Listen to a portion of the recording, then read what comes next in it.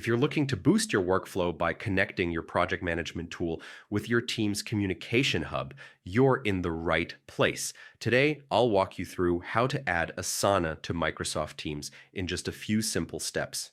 By the end of this guide, you'll have both platforms working seamlessly together to keep your projects and conversations perfectly aligned.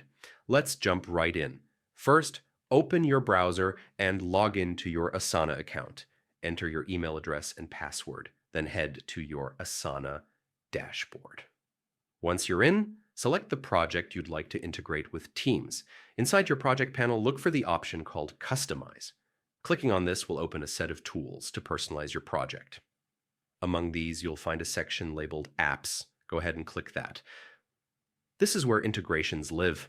Click on the Add button, and from the available options, select Microsoft Teams.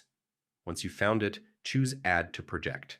At this point, Asana will prompt you to connect with Microsoft Teams. Simply click Connect to Microsoft Teams, then grant the necessary permissions by selecting Allow.